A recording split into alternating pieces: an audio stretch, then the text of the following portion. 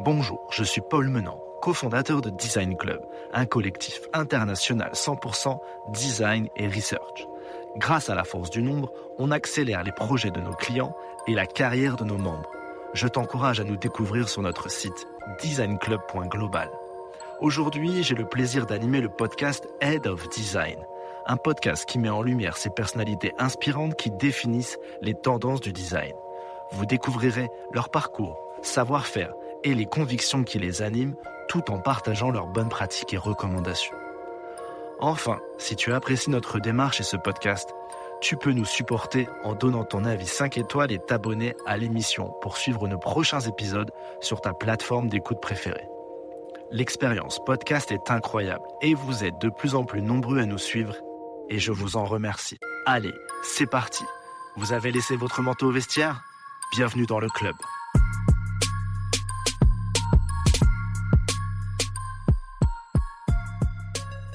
Aujourd'hui, nous recevons Julien Rava, Product Manager chez Brigade et le nouvel invité de ce podcast. Je te remercie chaleureusement d'avoir répondu positivement à mon invitation. Julien, bonjour. Bonjour Paul et merci pour l'invitation. C'est très cool de pouvoir échanger aujourd'hui.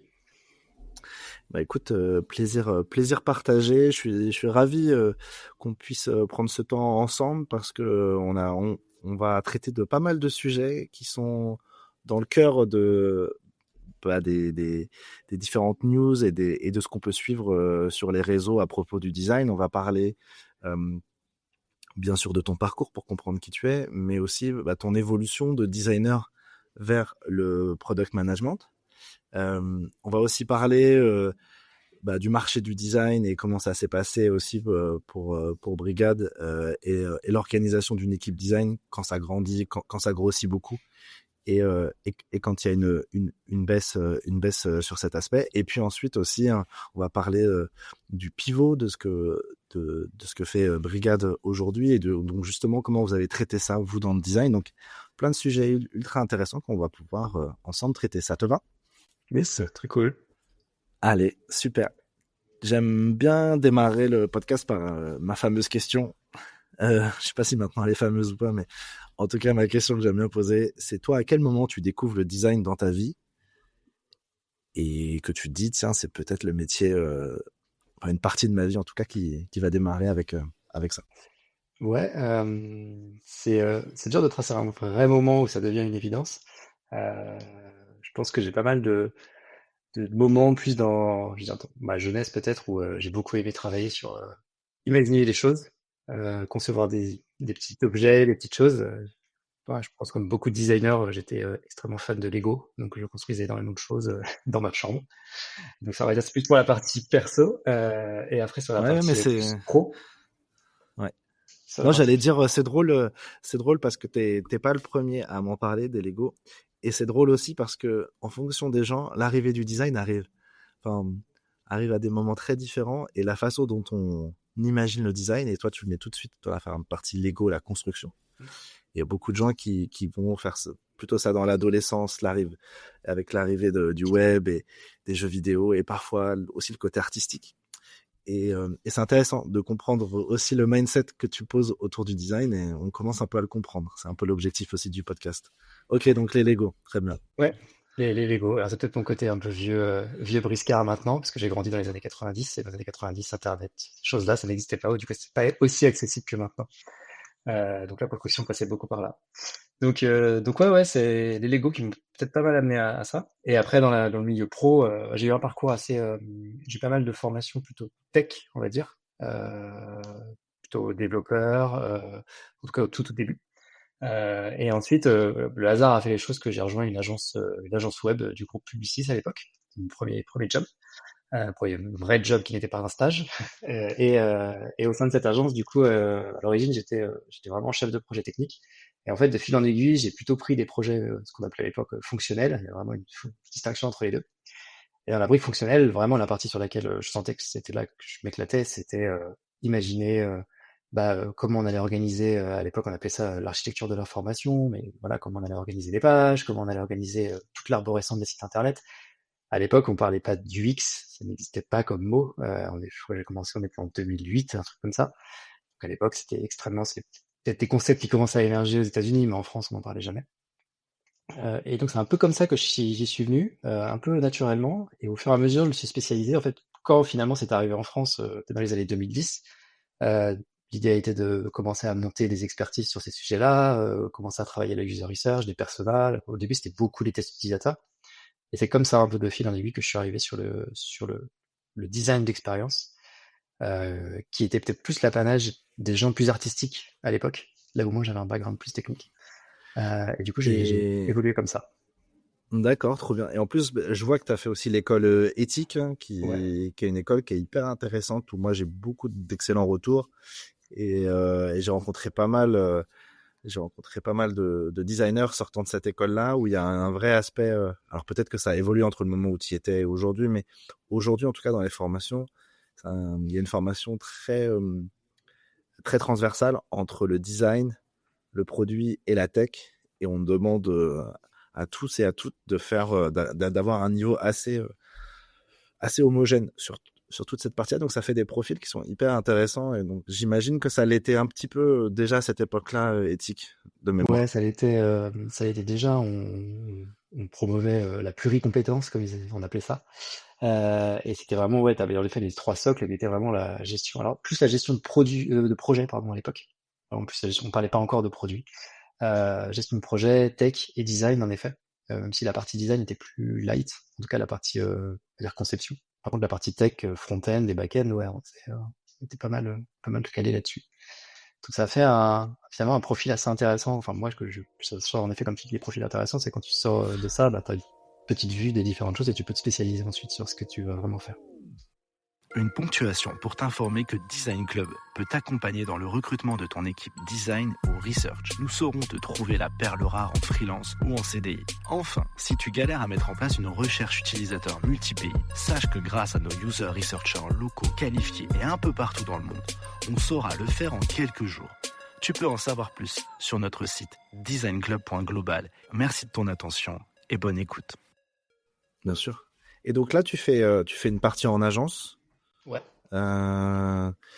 Et ensuite, la notion du UX et de product design rentre dans tes expériences. À quel moment tu rentres aussi dans ce mood, enfin dans ce mood, c'est pas un mood, mais aussi, mais dans ce modèle dans ce modèle de manager et de head of design, head of product design, etc. Ouais. Euh, Ça a été un peu plus long comme parcours. D'abord, du coup, quand j'étais en agence, on enchaînait en effet les projets pour différents clients. Et en fait, j'ai eu la chance à un moment d'avoir un client au long terme, c'est-à-dire sur plusieurs mois, voire même plusieurs années en fait, en final.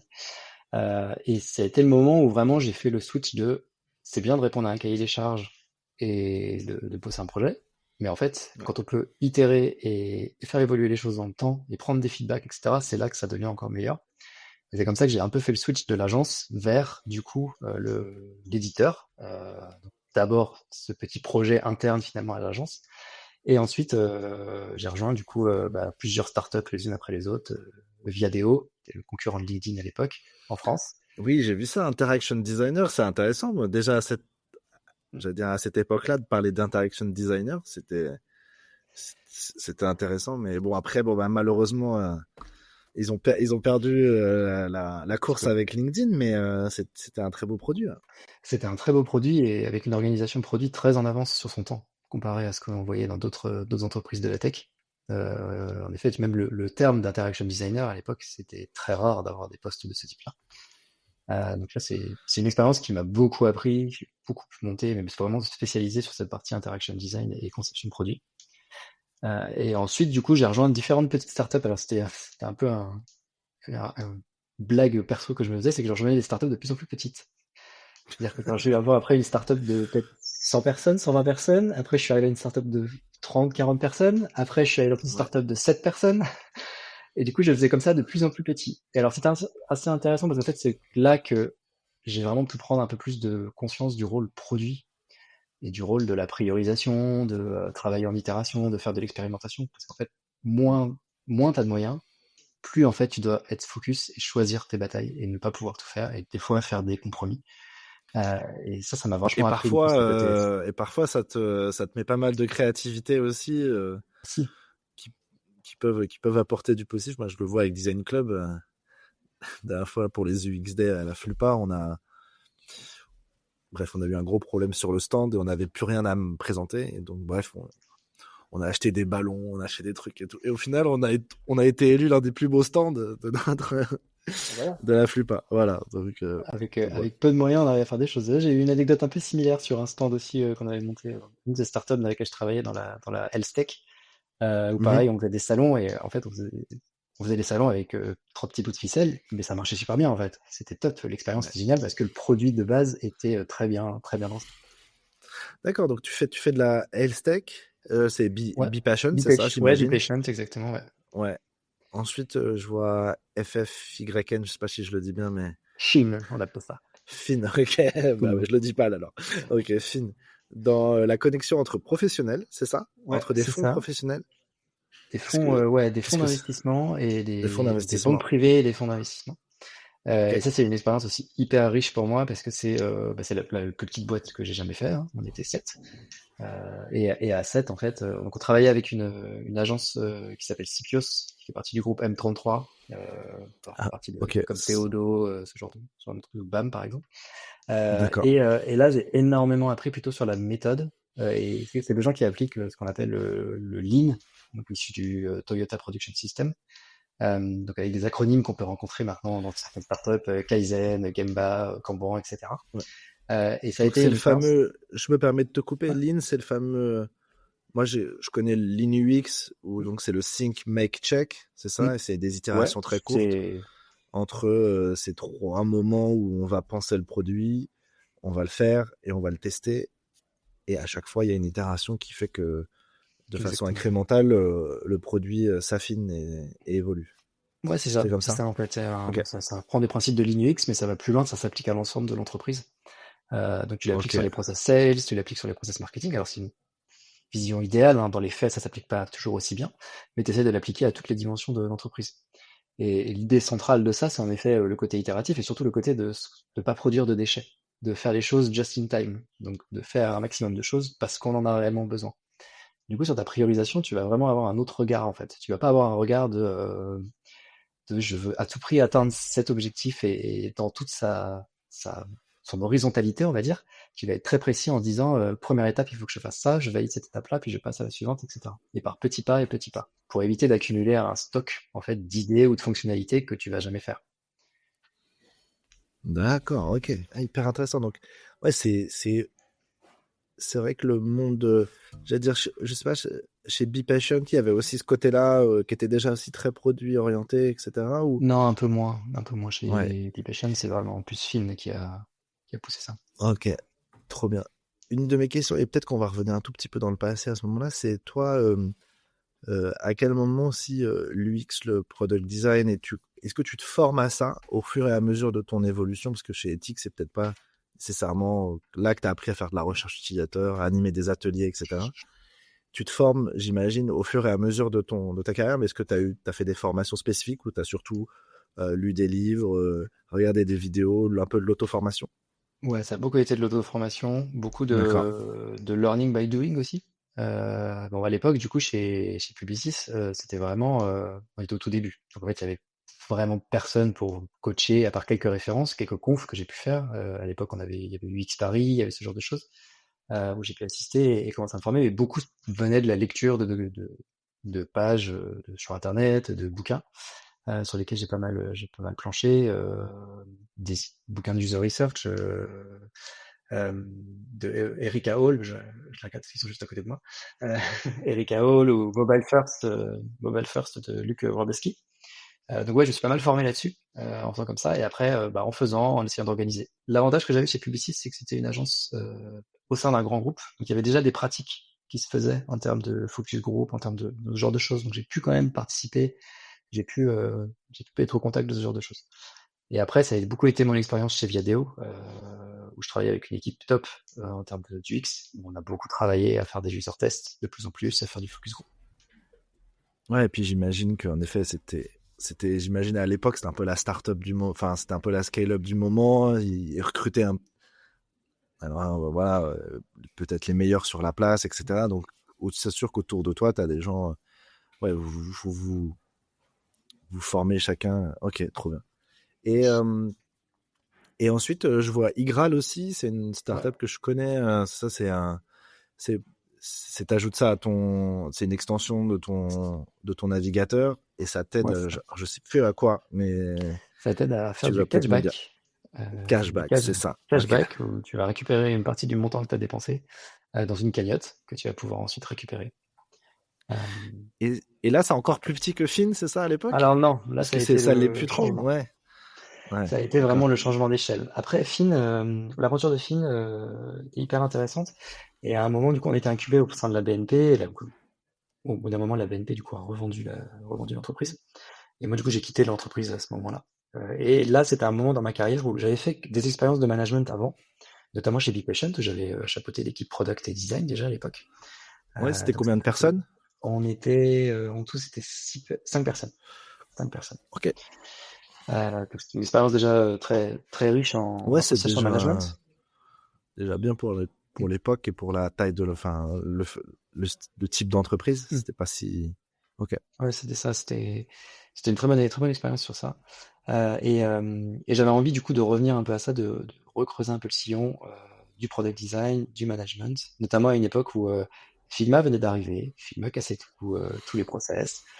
C'était un monde de possibles. Les design systems commençaient à se créer. C'était vraiment un changement de façon de travailler le product design. Et je voulais arriver aussi avec cette expérience plutôt de lean, en effet, que j'avais eu chez Fin, et essayer de Mm. l'apporter peut-être dans une grande entreprise. À l'époque, Igral était en train de se faire racheter par un groupe allemand, Global Savings Group. C'était aussi un contexte beaucoup plus pas politique, mais on va dire de fusion entre les entités. Donc c'était assez intéressant. Et du coup, j'avais envie vraiment de revenir à ce sillon-là et du coup de repasser plus en management. J'ai fait en effet Ok. chez Igral pendant 2 ans. Et donc, ouais, là, tu récupères une équipe déjà présente ou Ouais. tu dois créer l'équipe? Non, je récupère une équipe déjà présente. Alors c'est une équipe, je dis déjà présente, mais en fait c'est déjà présente, issue des différentes entreprises que GSG avait rachetées. Donc on a fusionné notamment 2 équipes product design.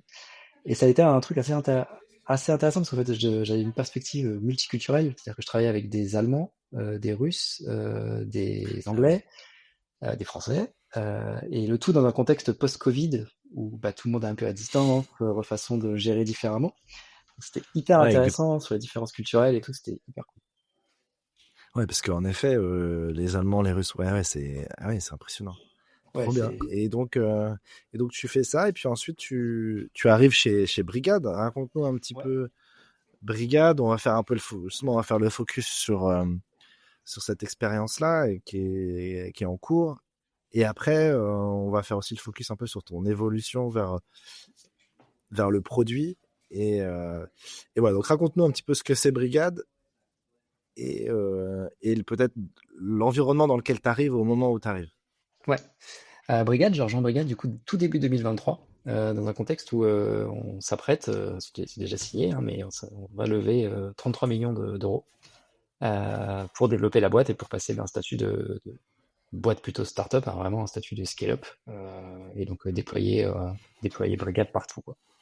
À l'époque, moi Ouais, j'ai donc rejoint pour structurer. Ouais, des gros, des gros investissements, et donc ça veut dire aussi des attentes assez importantes, mais aussi en même temps c'est ce qui est beau. Donc là, tu arrives pour créer une équipe déjà présente ouais. ou elle est déjà là et l'emmener beaucoup plus loin, c'est ça? Il y a une équipe déjà présente, il y a 2 product designers qui sont là déjà dans l'équipe produit, qui n'ont pas de manager à l'époque.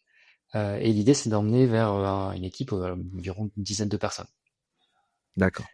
Donc le plan est Et là de développer, quoi. Ouais, ouais, juste tu peux nous rappeler ce que fait Brigade? Ouais. Pardon. ouais, bien sûr. Brigade fait du coup de la mise en relation entre professionnels et établissements pour des besoins de remplacement ponctuels. Donc c'est un restaurateur qui a un besoin pour voilà, j'ai besoin d'une personne pour il fait beau, va y avoir du monde en terrasse, bah, je vais prendre un serveur et du coup, Un via serveur de Brigade, je plus, ouais. peux aller, ouais, je vais pouvoir aller du coup solliciter la communauté de professionnels et du coup avoir quelqu'un qui va pouvoir faire ce shift-là. Et Brigade s'était développé à l'origine dans la restauration. Puis, bon, bah, crise Covid, Brigade a pivoté un petit peu pour aller aussi travailler dans la santé. qu'on avait aussi toute une branche au sein des établissements de santé, donc plutôt des EHPAD, il y a aussi des hôpitaux, des services de soins à domicile. Et là, c'était pareil, du coup, sur des métiers du soin, donc auxiliaire de vie, infirmier, infirmière. Et ben, on proposait aussi une mise en relation entre les professionnels et les établissements. Ok, trop bien, super intéressant. Et donc avec cette levée de fonds, il y avait, j'imagine, l'objectif peut-être d'ouvrir d'autres transversales métiers.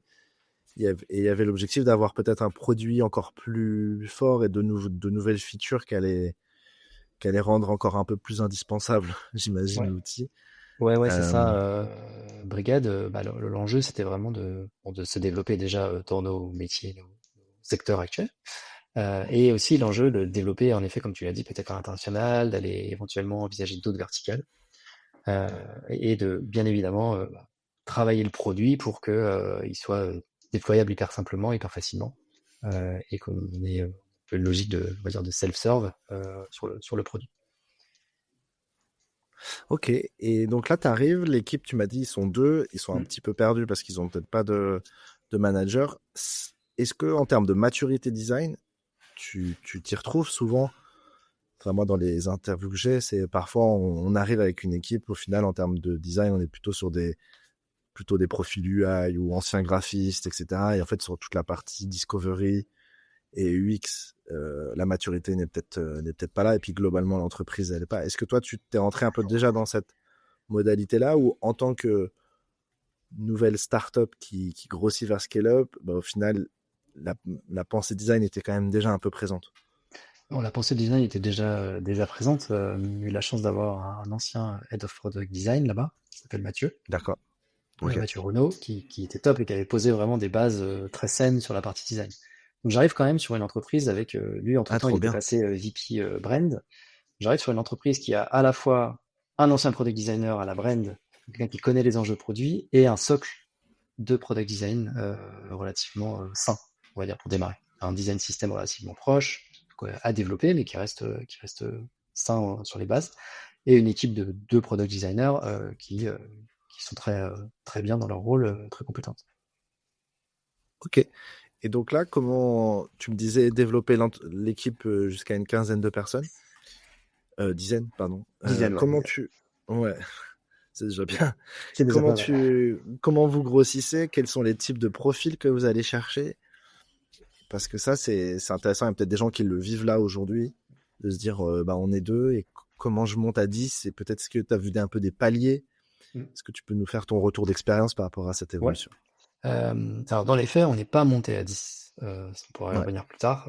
Mais du coup, à l'origine, le plan, c'est en effet de développer une équipe pluridisciplinaire sur le product design, avec des profils très orientés, du coup, product design, on va dire, orientés sur le produit et les fonctionnalités, des profils plutôt design ops, pour justement travailler la partie design system et l'industrialisation, entre guillemets, des process de product design. Et ensuite, des profils plutôt UX writer et user researcher. L'idée étant d'avoir des gens spécialisés sur la partie discovery en amont, en user research pour structurer ça. Et la partie UX writing, très importante, et ça a toujours été un truc sur moi, je pense toujours que l'UX writing, c'est une compétence Ça me clé fait plaisir des d'entendre équipes ça. produits. Parce que, en fait, la façon, 80% du message passe par l'écrit. Et en fait, si on arrive à bien se faire comprendre au sein d'une interface, c'est clé, c'est majeur. Et chez Brigade, pour moi, l'enjeu, il était encore plus important parce que une partie des gens, des utilisateurs, sont pas forcément des natifs francophones. Et du coup, on a un enjeu de faire passer les messages clairement sur des sujets qui sont parfois, voilà, quand on est auto-entrepreneur, c'est le cas des utilisateurs, des professionnels sur Brigade, il faut déclarer des choses à l'administration, à l'URSSAF. Et ce genre d'administration ne sont Ouais, pas toujours hyper user-friendly. Donc comment on accompagne, oui, et puis comment c'est on des aide, moments. Puis c'est des moments stressants, on a envie de... Ouais, ok. Et en effet, bien connaître ses utilisateurs, c'est aussi sur cet aspect-là. Ouais, tout à fait. J'avais pas du tout pris ça en compte. Ouais. Ok. Donc ça, pour moi, c'est un point assez important de l'équipe, de structurer aussi un rôle du X-Writing au sein de l'équipe Product Design. On a eu une X-Writer, du coup, qui nous a accompagnés pendant 1 an sur ces sujets, qui a apporté beaucoup à l'équipe. Marianne, si tu nous écoutes, encore un grand On merci. pense à toi. Oui. Mais ouais, ça a été hyper intéressant et hyper Super cool. D'accord. Et donc on part sur ça, ouais, de structurer l'équipe de cette manière-là. Donc on commence nos premiers recrutements assez rapidement. L'idée étant de prendre des profils peut-être plus seniors au début pour Ok. aider les personnes qui étaient là, qui étaient deux profils de product designer, d'essayer à les faire monter un peu plus haut. Donc rapidement, on prend du coup un lead product designer, Aman, qui apporte aussi toute la partie plutôt partage de compétences, learning session. Il va essayer de mettre en place ce genre de choses. Et après, d'autres product designers du coup pour travailler sur les fonctionnalités et les évolutions du produit. Ok. Et là, toi, tu vas dans ton choix, tu te dis, je cherche des profils vraiment généralistes sur l'ensemble de la méthodologie du design thinking, ou est-ce que tu vas prendre plutôt des profils très UX, des profils très UI, ou ça, c'est peut-être moi de mon point de vue, je suis l'impression de mon point de vue, c'est peut-être un tout petit peu old school cette vision-là. Après, tu me diras peut-être c'est celle que tu as mis en place, mais je pense pas. Mais ouais, justement, ma question. Ouais. Une dernière ponctuation pour t'informer que toi aussi, en tant que designer ou researcher, tu peux devenir membre du Design Club pour accélérer ta carrière et avoir accès à des opportunités uniques. Tu peux en savoir plus sur notre site designclub.global et via les liens en description de l'épisode. Merci de ton attention et bonne écoute. Non, je vais essayer plutôt d'avoir des profils relativement généralistes, avec du coup des appétences pour certaines parties. Donc on a un profil, voilà, Aman qui nous rejoint, un profil lead pour les designers, peut-être plutôt centré sur la partie business et la partie user research. On va avoir après une autre personne qui va nous rejoindre, qui elle sera plus centrée, qui aime beaucoup les aspects design ops et process. Donc elle va pouvoir apporter cette brique-là, tout en travaillant quand même sur la partie product design. Et ensuite, au fil en aiguille, c'est de recruter des profils peut-être plus entrepreneuriaux, qui vont être plus dans l'expérimentation, etc. Et on va travailler du coup de cette manière-là, voilà, essayer de structurer une équipe. Je crois beaucoup au fait de balancer les compétences au sein d'une équipe. Donc au fait de pas forcément avoir toujours les mêmes profils et de répliquer les mêmes profils, mais d'avoir des gens qui ont peut-être des affinités sur certains aspects et qui peuvent apporter à l'équipe et aux autres personnes ce genre de choses, ce genre d'attitude, ce genre de mindset. D'accord, mais oui, mais en effet, des gens qui ont quand même l'envie et les compétences pour se projeter aussi sur d'autres aspects, comme un profil qui a peut-être plus de facilité en UI, mais qui va quand même faire de la recherche, et vice-versa. Et pour le coup, tu vas faire appel à uniquement des profils en CDI. Est-ce que tu fais aussi est-ce que tu fais aussi appel à des freelances? Comment tu montes un peu cette équipe-là pour en plus, vous êtes une entreprise qui fait appel à, c'est votre métier aussi de parfois de faire appel comme ça à des freelances. Des freelances, ouais. On va faire un peu un mix des deux en fait. On va voir en fonction de entre guillemets l'urgence à quel point on a besoin de renfort et de quelqu'un. Donc par exemple sur le profil UX Writer, on a commencé à recruter. Ça a été un peu compliqué parce il fallait structurer quand même l'approche de l'UX Writing. Et du coup c'est pas forcément un profil très facile à trouver. Et donc on a rapidement pivoté sur en fait on va prendre quelqu'un en freelance parce qu'on pense être le meilleur ROI à ce stade-là. Ouais. Donc on l'a fait un peu comme ça. Après, on a recruté beaucoup en CDI sur du product design. On a après fait travailler avec des freelances, parce que là, encore une fois, c'était vraiment une logique de, à l'instant T, en fait, on a un besoin plutôt rapide. Donc on va plutôt solliciter du freelance. Et en fil de l'eau, continuer à recruter plutôt en fixe sur l'ensemble, sur le reste de l'équipe. Et là, le produit grandit. Il y a dans votre façon de faire, est-ce que toi aussi tu mets une sorte de framework un peu que tout le monde doit suivre? Est-ce qu'il y a dans d'autres interviews, d'autres l'ont fait. Je dis pas que c'est une solution, mais est-ce que c'est une réflexion que vous vous êtes posée? Est-ce que c'est quelque chose que tu as mis en place ou pas nécessairement? Et vu que tout le monde était assez senior, ça a suivi en termes de maturité design et de qualité de delivery, ça répondait aux attentes. Ouais, on a essayé de mettre des choses en place, des process, on est vite sorti. L'idée est en plus de mettre en place on va dire plutôt des façons de travailler plutôt que des process très carrés et très processés.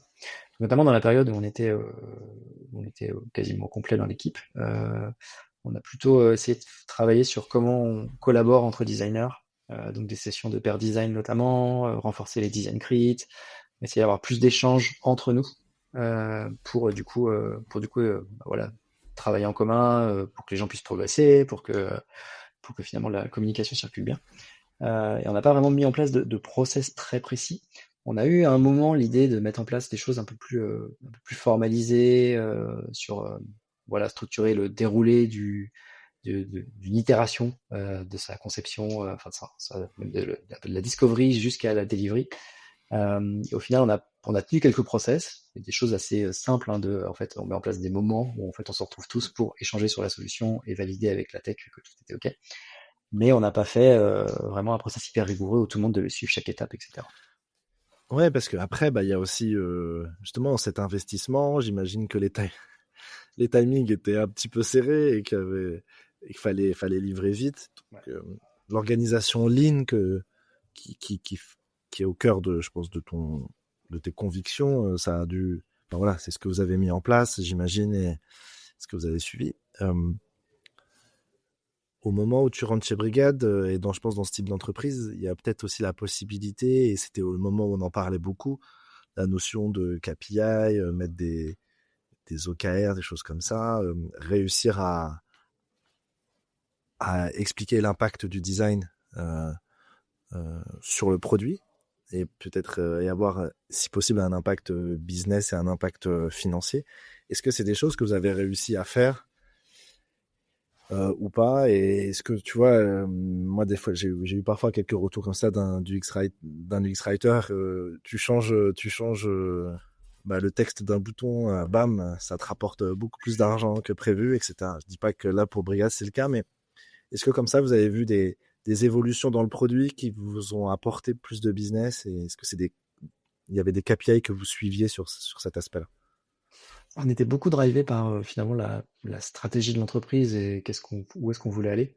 Il y a eu un peu un moment sur Brigade. Alors après, là, on a parlé du coup de la levée de fonds et de comment on a commencé à scaler l'équipe au positif. Après un an, évidemment, les d'autres moments sont arrivés, peut-être un peu moins joyeux. On a dû réduire un petit peu la taille de l'équipe et peut-être se recentrer sur certains sujets. Donc là, on a beaucoup plus suivi la stratégie. Et se dire, ok, on se concentre sur vraiment certaines choses qui vont nous permettre d'apporter de la valeur et de débloquer du business. Donc on a beaucoup travaillé sur ces aspects-là, avec quand même cette attention à essayer de définir clairement des objectifs, parce qu'en fait, si on mesure pas ce qu'on fait, en fait, on ne sait pas si on l'a réussi, on ne sait pas si on y est pas arrivé. On a quand même essayé de tenir, ok, qu'est-ce qu'on veut atteindre et quels sont nos objectifs et comment on veut le faire. Mais sur l'année 2024, ouais, ça a été un peu plus, on avançait peut-être plus au fil de l'eau, à sentir un peu le marché, comment il évoluait. Le marché évoluait beaucoup.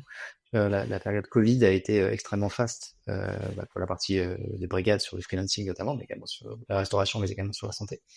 Et on observait quand même qu'en 2024, on avait plutôt un retour à la normale, enfin entre guillemets, un retour avec Ouais, peut-être bien sûr. un marché un petit peu moins simple, notamment un marché peut-être un peu moins simple en termes de régulation, puisque le marché, le type de contrat freelancing avait plutôt mauvaise presse dans la restauration et également dans la santé. D'accord. Donc voilà, on Ok. arrivait à un moment où c'était plus compliqué pour Brigade d'évoluer. Donc on a testé des choses, on a essayé de voilà comment on pourrait pivoter sur l'usage, comment on pourrait faire des choses plus sur une plateforme SaaS et un peu moins peut-être sur une plateforme marketplace. Donc on a fait pas mal de tests là-dessus. Mais on était plutôt dans une logique de poker les choses et de tester des choses et peut-être moins de regarder des vrais KPI de succès. Même si sur chaque POC, évidemment, on regarde un KPI parce que Ouais, sinon on peut pas ouais, bien déterminer sûr. si c'est un succès. Du coup, on a beaucoup travaillé comme ça sur l'année 2024. Ouais. Ouais, donc beaucoup de priorisation avec la vision business, parce que la situation économique avait évolué, et le marché avait évolué, et puis aussi euh, de proposer des POC. J'imagine il y avait peut-être un côté un peu d'un sprint, je sais pas, en quelques semaines, il faut proposer des choses et puis pouvoir le tester, se dire est-ce que le marché peut être intéressé par ça. Et ok, Ouais. super intéressant. Exactement. Et donc juste, ouais, vas-y. Ouais, et bah exactement ça sur un peu le changement d'attitude à avoir. Moi, j'ai eu un peu un switch. Donc, on a eu 2 PSE hein, à 6 mois d'intervalle chez Bricade en 2024. Et ça a vraiment été un moment où je suis passé de vraiment cette logique de scale et structuration d'équipe, un peu j'ai envie de dire le mode IGRAL Brigade, quoi, voilà, de tout début, Ouais. à revenir un peu plus à ce que je faisais avant, aux fondamentaux, ok, bah on se focus, on itère, on va expérimenter, et peut-être avec peu de moyens, on peut arriver à faire des choses. Et ça, justement, en tant que manager, ça arrive dans plein d'entreprises. Et je dirais que pour la plupart du temps, euh, il y a rarement de formation ou d'explication ou de choses sur lorsque la situation est différente, comment réagir en tant que manager, comment rester même soi-même tout autant impliqué, essayer de continuer à impliquer les autres, etc. Je dis pas qu'il y a une solution idéale, parfaite, etc. Toi, comment t'as géré, je veux dire suggéré, mais parfois on sait pas, mais en tout cas, comment tu as géré le truc aujourd'hui? En tout cas, euh, il il y a des évolutions, il y a des beaux projets, tu vas nous en parler après, donc ça a été positif. Comment toi, tu as réussi à gérer ça? C'était une période vraiment pas évidente, hein, du coup, on a vraiment eu 2 PSE, pas à coup sur coup, mais à quelques mois d'écart. Et du coup, ouais, une période pas évidente. On a eu la chance d'avoir une équipe RH extrêmement présente, qui soutenait beaucoup les managers. Et ça, c'est hyper important. C'est une constante chez Brigade et c'est une des forces de chez Brigade. C'est que la partie vraiment support des managers, l'écoute de la part de la direction et du coup de la part des équipes RH à l'époque, et toujours été hyper central. On s'est toujours senti soutenu et aidé pour accompagner du coup des moments difficiles de départ, hein, parce que voilà, on parle de ça, hein, de personnes. Moi, dans mon cas, quasiment la moitié de l'équipe est partie. Donc ça a été vraiment un vrai support de la part de l'équipe RH. Ça a été hyper précieux pour nous et pour nous aider. Donc ouais, des moments pas évidents. C'est très compliqué. Il faut à la fois, je pense, faire preuve de transparence. Savoir faire preuve d'empathie aussi. Voilà, tout le monde réagit pas de la même manière. Certains vont se sentir désengagés, certains vont être plutôt déçus, certains vont avoir des réactions plus épidermiques. Donc voilà, faut apprendre à naviguer, à gérer ça et à laisser les gens s'exprimer, laisser les gens finalement faire leur deuil, peut-être pas trop mettre de pression aussi par rapport à ça. Et voilà. Mais ouais, j'ai pas de recette magique. C'est vraiment une période Non, de on a toute vu qu'à vue. façon, je te rassure. Mais ce que tu as dit sur la partie RH, je suis amplement d'accord avec toi pour avoir vécu. Alors moi sur l'aspect commercial, mais quand il y a ces moments-là à vivre, je m'étais personnellement senti vraiment un peu laissé à l'abandon Mm. par la partie RH, où en fait, la partie RH nous disait, bah, c'est toi le manager, c'est à toi de gérer ça. Mm. Nous, en soi, c'est la partie administrative, quoi. Et en fait, quand il y a ce type de décisions à prendre et qu'on les prend et qu'il faut les assumer devant les gens et que, en fait, c'est toi le seul à être dans la salle en tant que middle manager et les RH ou même ta direction, elle est pas là avec toi pour regarder les gens dans les yeux, quoi. Et moi, je l'avais vraiment senti ça, et un peu laissé un peu à l'abandon par rapport à ça. Et donc, t'assumes, tu fais ton travail. Mais c'est vrai qu'après, moi, j'ai eu un contre-coup et j'avais pas senti ça tout de suite, mais un mois ou deux après, ouais, pas bien, en fait. Pas bien par rapport à ce qui s'était passé. Et au final, peut-être que si on avait été trois dans la salle, à se dire, c'est une gestion d'entreprise, c'est peut-être plus simple à faire. Peut-être se dire que voilà, il y a un côté un peu, on est ensemble et malheureusement, voilà, il y a des décisions à prendre, mais bref. Tout ça pour dire que donc je comprends tout à fait et à la fois, je pense que c'est là où la compétence pour moi, je sens du manager dans ces moments-là, c'est la capacité à rebondir assez vite et de se dire, ouais, mais la vie continue et il y a plein de trucs qui continuent et l'entreprise continue et il faut l'accompagner. Et en fait, justement, tu vas pouvoir nous expliquer un petit peu tout ça. Là, aujourd'hui, Brigade, ça évolue. Est-ce que tu peux nous dire un peu l'évolution de Brigade? Ça a été annoncé il y a quelques semaines par rapport au moment où on enregistre. Est-ce que tu peux nous expliquer justement ce pivot que vous faites? Et puis j'imagine l'engouement que ça a dû remettre dans l'entreprise. Ouais. Ouais, c'était un moment, du coup, on est sorti de cette période un peu compliquée à la fin de l'été 2024. On a passé un dernier quarter, voilà, à essayer de peut-être plus tester des choses, plus en mode entrepreneurial. On était une plus petite équipe, hein, parce qu'on avait divisé par deux hein, l'équipe produit. Donc on était vraiment une toute petite équipe, une plus petite équipe. Et du coup, on a testé pas mal de choses. Ça nous a permis de forger des convictions. Et on est arrivé à la fin du trimestre, des échanges avec la direction un petit peu sur en fait, il faut peut-être qu'on reconstruise quelque chose à côté de Brigade. Brigade est centré sur le remplacement. Il est considéré comme voilà une plateforme de freelancing, en tout cas une marketplace de freelancers. à la fois dans la santé et dans la restauration. Sauf que le problème du recrutement dans la restauration notamment, il est majeur. On avait plusieurs fois tenté d'essayer d'ouvrir des portes avec Brigade sur d'autres aspects du recrutement, des aspects de marque employeur, des aspects peut-être d'offres différentes que juste du freelancing. On n'est jamais arrivé vraiment avec succès, mais on y croit de plus en plus. Et on sait que ce sujet de modèle nous pose problème, le modèle de freelance. Du coup, j'ai l'idée fin d'année 2024 que en fait, il faut qu'on lance une nouvelle offre et il faut qu'on lance un nouveau produit à côté, une nouvelle marque, quelque chose de tout nouveau, une nouvelle expérience qui ne sera pas, en tout cas, qui ne sera pas positionné comme un outil de marketplace de remplacement ponctuel, qui sera vraiment positionné comme une vraie solution de recrutement dans l'hôtellerie-restauration. Et ça a vraiment été un moment où c'était une évidence pour beaucoup de personnes de dire oui, c'est la meilleure décision qu'on a à prendre et de vraiment aller là-dedans et de se dire on va tacler en fait vraiment le problème de aujourd'hui il y a 300 000 postes non pourvus dans la restauration. Bah en fait, comment nous on peut avec l'expertise qu'on a eu de Brigade et avec cette nouvelle offre qu'on mettrait sur le marché, comment on peut répondre à cet enjeu-là. Et donc là, c'est du recrutement CDI au final, c'est un peu ça. Je vois aussi peut-être de l'intérim. Alors après Ouais. c'est ça, ça Alors, s'appelle ROSC, c'est ça. Ça s'appelle ROSC Ouais. exactement. Ouais. Et ROSC, l'idée c'est au-delà des types de contrats, c'est vraiment l'idée de résoudre le problème du recrutement et de l'attractivité aussi du secteur de l'hôtellerie-restauration et des différents établissements. Donc c'est pas forcément des types de contrats type CDI. Aujourd'hui, on va se centrer sur l'intérim.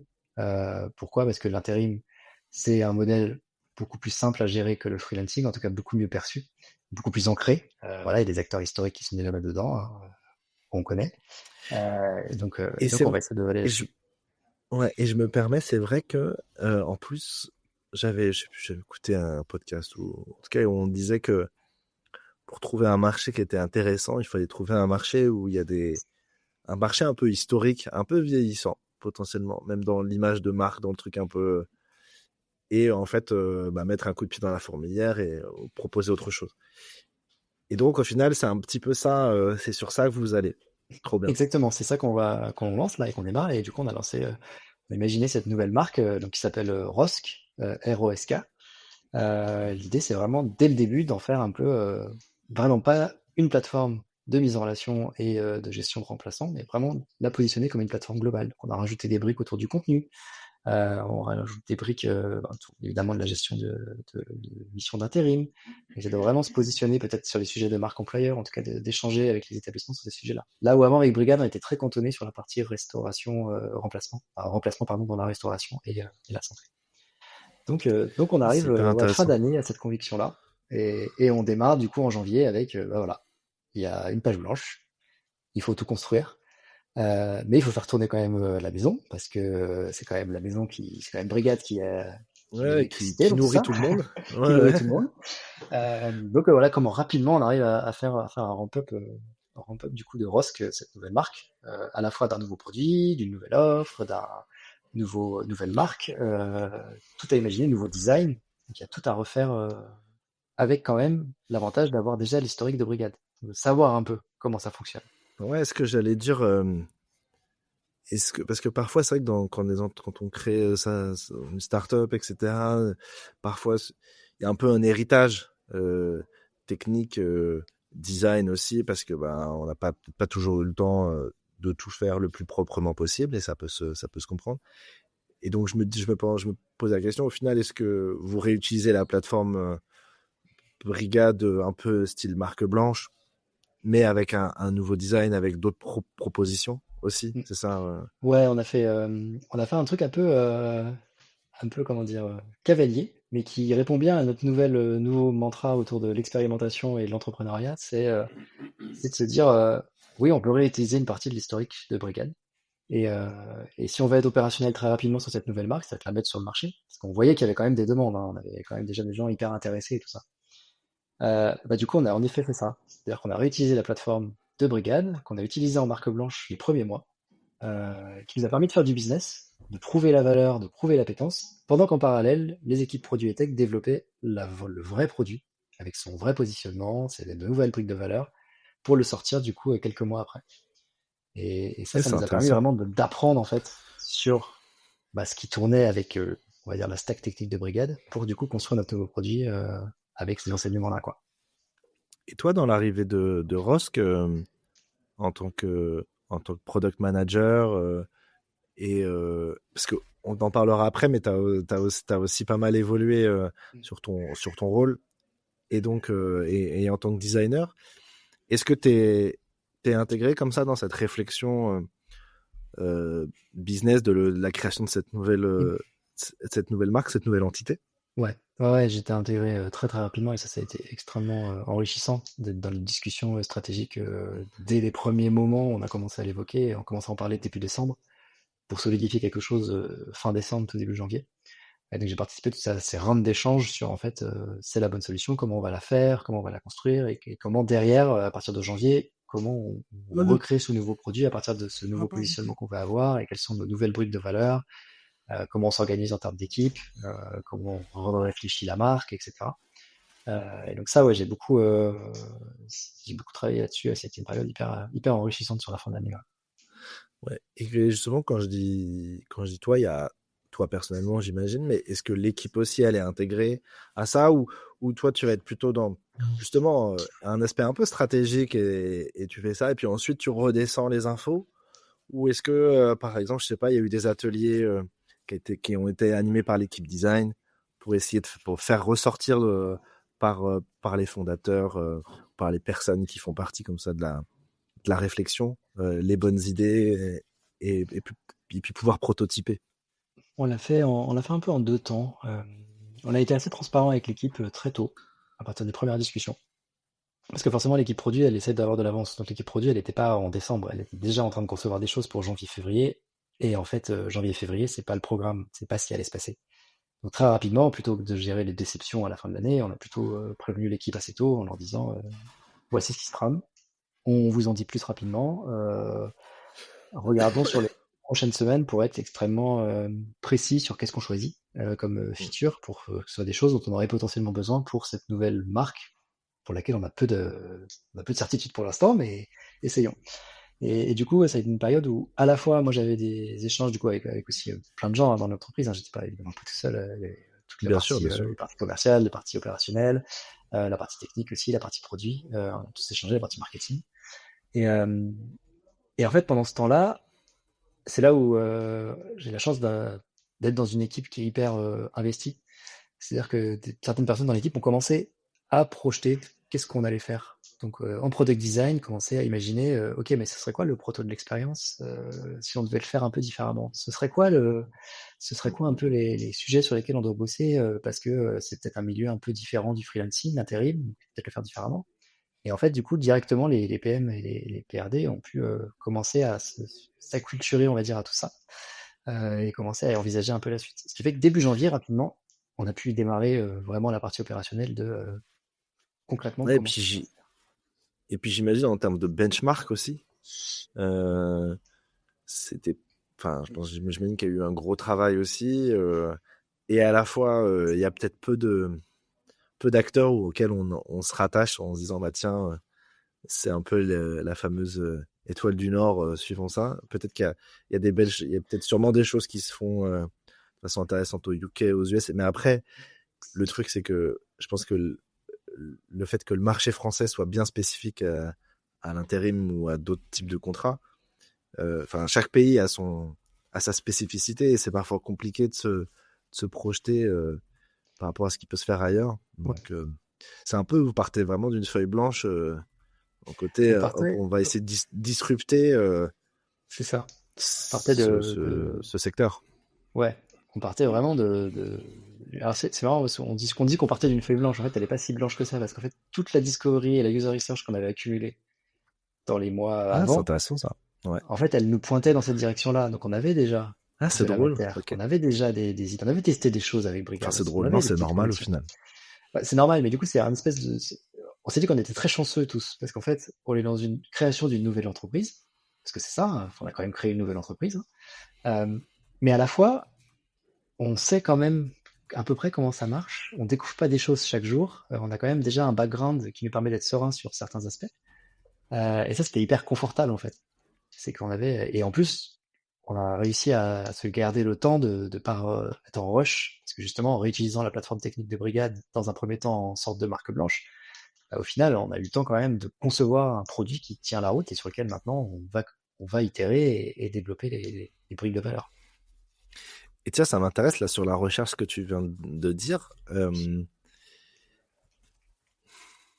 C'est vrai que souvent on se rend pas assez compte que, en fait, dans la recherche utilisateur, il y a des comment pas des viviers, si c'est des viviers de business ou des mines de business, je sais plus comment bien comment, comment bien le dire, mais en soi, on trouve parfois vraiment des pivots, des leviers qu'on n'imagine pas, et donc toi, tu as retrouvé ça un peu dans la recherche utilisateur, ou en tout cas, c'est des choses qui t'orientaient dessus. Est-ce que tu peux nous en dire un petit peu plus sur ça, ou même comment vous êtes peut-être retourné dans votre recherche, hein, peut-être dans votre historique, comment vous avez fait pour retraiter un peu ces infos et retomber sur ça?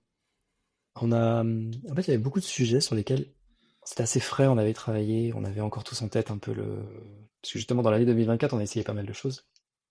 On avait tous un peu des, des idées en tête, des visions de comment on pourrait faire les choses en fonction des feedbacks qu'on avait côté établissement et côté professionnel. Donc ça a été assez. On n'a pas eu besoin de se référer énormément de la documentation ou de réexplorer les interviews. C'est aussi un truc qui était intéressant, peut-être après du coup qu'on a eu les PSE, c'est qu'on essaie d'être beaucoup plus au contact des utilisateurs et du coup d'être beaucoup plus sur le terrain et chacun de diffuser un peu l'information et de chacun avoir de plus en plus d'empathie avec les utilisateurs. Et donc ça a été, ça a permis tout le monde un peu d'avoir un peu la même vision et de partager un peu cette connaissance commune. On n'a pas chez Rosk, maintenant je dis chez Rosk, tu vois, c'est carrément. Attends, officiellement, je suis toujours chez Brigade, mais Brigade existe toujours, Brigade rassurons-nous, existe oui. toujours, mais du coup c'est ça officiellement. Maintenant, je bosse pour Rosk, mais mais ouais, on n'a pas de research repo hyper structuré, par exemple. On utilise beaucoup l'IA aussi pour ça, hein, c'est-à-dire qu'on va essayer de plusieurs condenser d'interviews, discovery, essayer de les mettre on utilise Dust par ailleurs, pour essayer du coup de synthétiser tout ça. Donc ouais, on n'a pas eu besoin forcément d'aller creuser très longtemps, je pense que tout le monde était à peu près au fait des différents sujets, parce qu'on est très connecté finalement avec le terrain.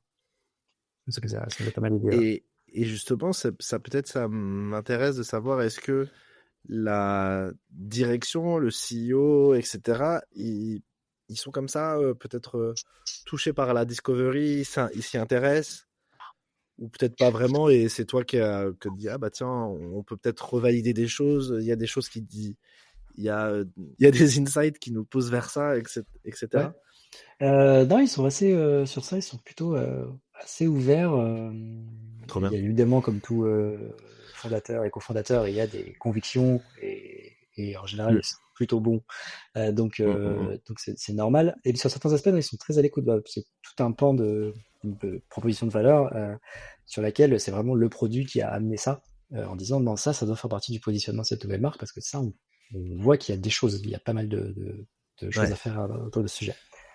trop bien. Donc non, ils sont plutôt à l'écoute et on arrive quand même à échanger, à leur Super. faire passer des messages autour de la discovery et les findings qu'on a pu avoir. Trop bien. Eh ben écoute, Julien, on arrive sur la fin de l'échange. Ça va vite. Je pense on peut encore continuer comme ça un bon moment. Peut-être juste pour terminer, est-ce que sur la partie content design, euh, est-ce que c'est quelque chose que vous avez malgré la baisse un petit peu de l'équipe et puis ensuite l'arrivée de Rosk, est-ce que vous avez continué un petit peu d'investir dessus? Moi, je trouve que le content design, de plus en plus, je me pose la question sur est-ce qu'on se rapproche pas parfois du rôle du product marketing manager? Je sais pas si c'est des choses des profils que vous avez aussi chez vous. Si, ouais. Ah Euh, bah, si, c'est pas ça. Ouais. et justement, ça me fait penser qu'on n'a pas trop parlé de ton évolution vers le product management. Donc, moi, j'ai envie d'en parler, donc c'est pas grave, ça durera le temps que ça durera à notre podcast, pas de souci. Mais voilà, je voulais juste raccrocher peut-être les wagons entre ce sujet-là et puis peut-être après ton évolution. Ouais, bah en plus ça fera bien la transition. Donc nous, donc à l'époque, on travaillait avec une UX writer qui a mis en Ouais. place pas mal de choses, pas mal de guidelines. Euh, et, euh, et ensuite, ouais, elle est partie. On a continué un peu l'effort. On a essayé de faire en sorte de capitaliser sur tout le knowledge qu'elle avait laissé. Elle avait essayé énormément de documentation. Donc on a pas mal intégré ça. Pour tout te dire, on a mis ça dans une IA. Hein. On a créé un bot pour nous accompagner sur la partie content. Et du coup, ce bot, on l'a utilisé pour review un peu les différents mock-ups qu'on pouvait faire, s'assurer qu'on était compliant avec le tone of voice, s'assurer que du coup, on réutilisait les bons wordings, etc. Et de plus en plus, en fait, la partie product marketing, donc on a une product marketing manager qui est dans l'équipe. De plus en plus, la partie product marketing a travaillé sur le messaging, sur le positionnement, les éléments clés, quels éléments vont en valeur. Donc on a un peu mergé les deux fonctions et aujourd'hui, en effet, c'est plutôt la partie PMM qui va regarder un peu les aspects de wording pour s'assurer qu'on est compliant. Donc, notamment dans le cadre d'une nouvelle marque comme Rosk, avec un positionnement, il y a un peu une police à faire et des habitudes à changer. Des termes qu'on utilisait sur Brigade qu'on ne veut plus utiliser sur Rosk, on les retrouve parfois sur Brigade, sur Rosk, pardon. Donc, il faut faire attention. Et donc du coup, on a une PMM en effet qui travaille beaucoup sur ça et sur plus globalement les aspects de messaging sur la plateforme. Ouais, c'est intéressant. Moi, je trouve que un peu à l'image peut-être du designer qui se sent parfois un petit peu, qui sent parfois un petit peu son rôle perdre de l'intérêt au profit du product manager qui fait de la discovery, etc. J'ai un peu l'impression que l'UX writer / content designer peut peut-être aussi se faire un petit peu piquer ses petits par le profil du product marketing manager et à la fois, je me dis que c'est peut-être là où le design a gagné quand même. C'est que l'objectif, c'est que ce soit impliqué dans tous les projets et que tout le monde puisse l'utiliser. Après, faut que ce soit bien fait, bien sûr. Mais en tout cas, voilà, je trouve que toi, tu l'as vécu toi personnellement, d'ailleurs, passer de designer vers product manager. Comment tu te sens par rapport à ça? Ça va, tout va bien? Ça va, tout Mais va voilà, bien. comment tu vis ça et c'est quoi ton regard parce que tu l'as vécu? Oui, je le vis très bien. C'était une envie d'aller sur ce terrain-là. Dans les différentes expériences que j'avais pu avoir, j'avais travaillé, je t'avais dit un peu avant, dans des entreprises de plus en plus petites. Et souvent, je me retrouvais avec la casquette un peu de first product, c'est-à-dire que ni PM ni PRD. En fait, j'avais les deux casquettes en même temps parce que j'étais la première personne à avoir une approche produit dans une entreprise. Et donc, j'avais un peu opéré sur les deux modèles. Et là, aujourd'hui, j'avais vraiment l'envie notamment chez Rosk, justement, de revenir un peu plus à la priorisation, à quels sont les besoins, quelles sont les propositions de valeur qu'on veut mettre sur le marché, comment font les concurrents, quel est le positionnement. Finalement, toute la casquette plus business et marketing qu'on a quand même au product design, parce qu'au product design, de plus en plus, justement, on va sur ces terrains-là. Mais j'avais envie de creuser un peu plus ce sillon-là, et du coup de travailler plus sur la partie product management, plus en lien avec le business, pourquoi on fait les choses, comment on fait de la rentabilité aussi, parce que ça reste des entreprises, et tous ces sujets-là. Donc ouais, ça a été un peu le moment où je me suis dit avec Rosk, c'est peut-être le moment de revenir sur le terrain. Et dans ce rôle vraiment beaucoup plus business. Faut savoir que du coup, on l'a peut-être pas mentionné, mais quand j'étais chez Brigade, je suis toujours chez Brigade d'ailleurs techniquement, chez Brigade, du coup j'étais Head of Product Design pendant à peu près un an, ou un peu plus. Et après je suis passé Head of Product. J'ai récupéré du coup le management des product managers en plus des product designers. Et donc en fait c'est cette expérience-là aussi de travailler plus sur la roadmap, sur la stratégie, sur le pourquoi on fait les choses, qui m'a donné l'idée, en tout cas l'envie, d'aller beaucoup plus sur le terrain sur ce sujet-là. Et après je pense que c'est important en tant que manager, j'avais fait à peu près 4 ans de management en continu, de revenir quand même sur le terrain, parce que les métiers changent. Le product manager que moi j'ai pu être par le passé, quand j'avais travaillé dans les petites boîtes, on va dire que c'était beaucoup centré sur créer les tickets et les user stories. C'est pas le même rôle qu'aujourd'hui. Le rôle d'aujourd'hui, il est beaucoup plus centré à avoir un feeling sur le business, à aller interviewer. D'ailleurs, je trouve qu'il y a beaucoup d'aspects du rôle du product manager aujourd'hui qui rejoignent le rôle de user researcher qu'on pouvait avoir avant. Et du coup, moi, c'est aussi la partie dans laquelle je m'éclatais le plus en product design.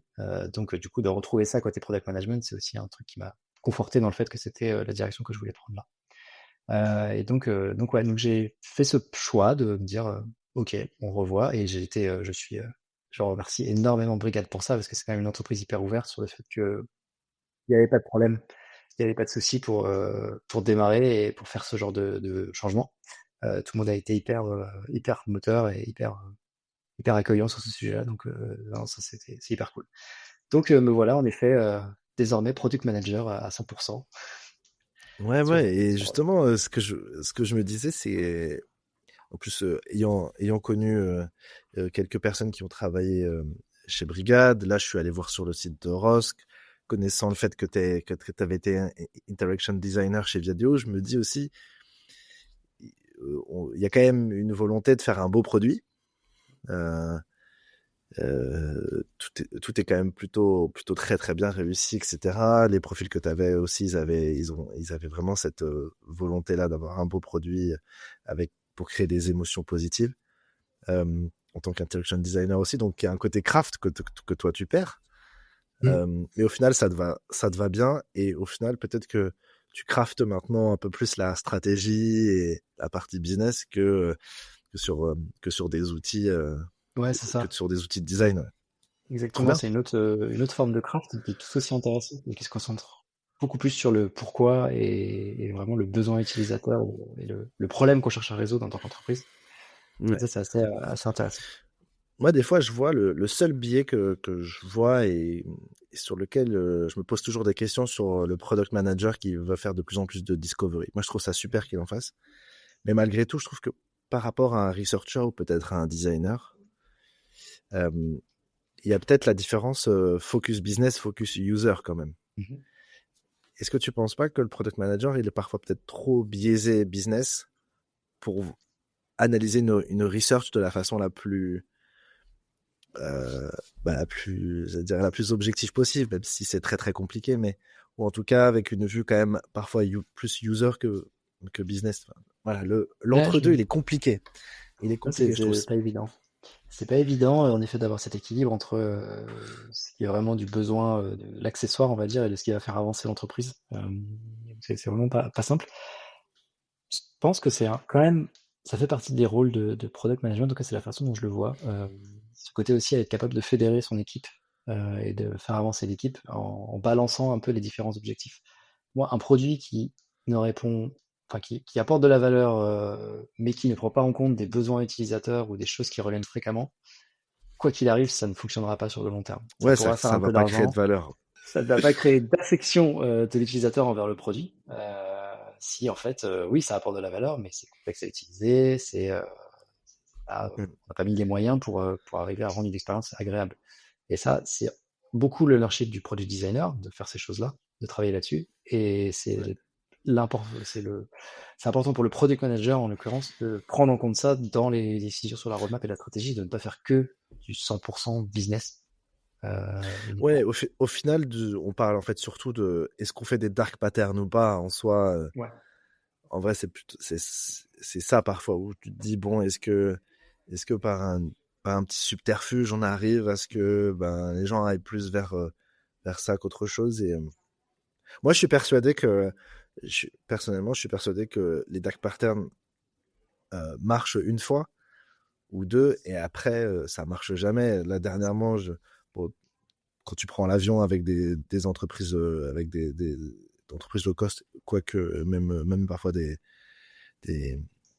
des avions, ouais, je sais plus comment on dit. Bref, avec d'autres types d'entreprises, euh, bah tu vois, c'est bourré de dark pattern et tu te dis mais est-ce que vraiment ils arrivent à vendre un siège 8 euros de plus, etc.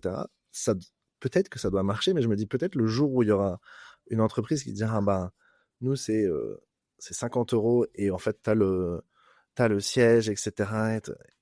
Et en fait, un truc juste tout simple, peut-être, mais un tout petit peu plus cher, peut-être que ça marchera mieux. Je sais pas. Ouais, Je non, me dis, ça, il y a un vrai. s'ils le font, c'est qu'il y a une raison. Et à la fois, je me dis, mais qui y croit encore, quoi? Mm. Mais bon. C'est un vrai sujet. J'en parlais avec des collègues l'autre jour de ce sujet-là, de pourquoi toutes les expériences low cost, on va dire, les expériences là où on a le meilleur rapport qualité-prix, entre guillemets, Ouais. et encore qualité, faut voir, Mm. c'est toujours des expériences comme ça. C'est-à-dire des expériences où il y a des Ouais. dark patterns, où il y a des pièges, où il y a des choses comme ça. Pourquoi on est obligé, en termes d'expérience utilisateur, à tout le temps devoir payer la Mm. qualité par des. Enfin, du coup, d'avoir une qualité dégradée et d'avoir des pièges pour justement profiter d'offres qui sont pas très onéreuses. Et t'as Alors qu'au raison, je final, pense que. peut-être que si tu augmentais de quelques euros globalement et que t'offres une expérience vraiment agréable. Moi, je suis sûr qu'il y a un truc à faire dans ce Ah oui. monde-là. C'est clair, c'est clair. Convaincu. Euh, Et c'est là où, en termes de roadmap, c'est pour moi important que les product managers soient au fait de ça. Et en effet, de pas courir après le business tout le temps et de se dire, ouais, parce que, ouais, mais si on fait un petit parce que effort. j'imagine quand ils font des tests enfin quand ils font des interviews d'utilisateurs et tout, ça doit revenir à toute Oui. folie, quoi, ce truc. Et pourtant, bon, Mais bref. Oh, c'est convaincu. j'essaierai d'interroger le head of design de Ryanair pour aller au pire, tu sais. Je vais essayer de voir ça. Ok, bah super. Ouais, ouais. Ok, bah Julien, merci. Franchement, c'était super. Pour terminer, j'aime bien poser trois dernières questions. Ok. Est-ce que toi, t'as une source d'information que tu suis, que t'aimes bien suivre au quotidien et que tu pourrais nous partager? Un site web, je sais pas, sur des réseaux sociaux, des gens que tu suis, un site un peu, tu sais, le fameux site un peu secret que t'aimes bien checker, tu te dis, ah, il y a des trucs cool. Est-ce que tu nous le partagerais? Alors, t'as pas forcément un site, je pense à une newsletter Ouais, trop bien. que je trouve très intéressante, qui s'appelle Strategy Breakdowns. Ok. J'ai un doute sur le nom exact, mais je crois que c'est ça. Et en gros, donc c'est une ou deux fois par semaine. Et c'est des analyses en fait de stratégies donc de produits, parfois même d'entreprises, euh, sur comment ils ont pu unlock un business, comment ils ont pu régler un problème utilisateur et de quelle manière ils l'ont fait. Et c'est bien un résumé. Donc il y a vraiment toujours un petit résumé en tête et ensuite il y a un déroulé un peu des différentes actions qu'ils ont pu entreprendre et comment ils l'ont fait. Je trouve que c'est toujours hyper riche d'infos sur comment une entreprise s'est développée, comment un produit s'est développé à partir de petites choses, de petits nudges, de petits hooks, ou voire d'une stratégie vraiment plus globale, et comment ils se sont différenciés de la concurrence. Donc ouais, cette newsletter est hyper intéressante. Stratégie Trop bien, en Breakdowns, je effet, j'en ai recommande. jamais entendu parler. Ok, super. Euh, Enfin, est-ce que tu as un film et un album de... Alors, c'est les deux questions les plus complexes Ah ouais. de ce podcast.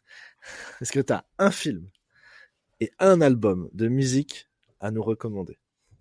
Bon, alors la musique, ça va être compliqué. J'écoute de Ouais. tout. Je te dis, c'est le plus compliqué, cherche Ouais, c'est pas. plus compliqué. Je pense que si tu avais accès à mes recommandations Spotify, ça ferait peur. Donc j'aurais pas vraiment d'album à recommander, vraiment, genre cet album-là. En film, bon, moi, il y a un film, il est maintenant assez vieux, mais Ouais. film qui m'avait toujours tenu, un des meilleurs films que j'ai jamais vu. Et je sais qu'à chaque fois que je le dis, tout le monde me dit ah bon, mais c'est District 9, qui était un film de Oui. science-fiction. Alors pas de vraie science-fiction dans l'espace à la Star Wars, hein. Un film sur un vaisseau extraterrestre qui s'échoue à Johannesburg et qui est du coup dont les aliens du coup sont parqués dans une zone de Johannesburg dans laquelle ils peuvent pas sortir. Donc évidemment, ça tire toute la métaphore autour de la ségrégation, de l'apartheid, notamment à Johannesburg, en Afrique du Sud. Mais du coup, c'était un film. Moi, c'est un des films qui m'a tenu le plus en haleine. C'est-à-dire que je crois que j'ai pas Incroyable. vu le temps passer et je suis sorti du film en me disant, genre, ayant vraiment ressenti de la fatigue émotionnelle de ce que je venais de voir. Donc pour moi, ça reste un des meilleurs films parce que au-delà du film, ça a été une expérience que j'ai jamais Ouais. ou très rarement ressentie au cinéma. Ouais, et qui est pas simple. En plus, dans le monde de la science-fiction, c'est pas simple à faire vivre. Ok, trop bien. Bah écoute, j'y retournerai Voilà. dessus. Et puis, bah, pour l'album, j'ai bien vu que tu t'étais défilé. Il n'y a pas de souci. Non, mais sinon, j'allais devoir dire Taylor Swift, donc ça allait être gênant, quoi. Écoute, ça peut être accepté, ça peut être accepté. Non, mais vraiment, Merci. j'ai des écoutes de plein de styles différents. Ça peut être du piano, ça peut être de la pop, ça peut être du rock. Donc, j'ai pas vraiment d'album très particulier Trop bien, à recommander. pas de souci. Merci Julien, c'était un vrai plaisir de t'avoir dans le podcast. Et Bon, puis, merci à toi, c'était très écoute, cool. on te souhaite le meilleur pour toi, pour Rosk, et puis bah, pour tous les projets qui s'annoncent. À Ben, bientôt. merci beaucoup. À bientôt, Paul. Merci d'avoir écouté le podcast Head of Design. L'expérience à vos côtés est incroyable et je vous en remercie chaleureusement. Si tu veux aller plus loin, je te laisse m'ajouter sur LinkedIn. Je serai ravi de pouvoir débriefer avec toi des épisodes. Allez, le club ferme ses portes. J'espère que vous avez apprécié le moment et on se revoit très très vite.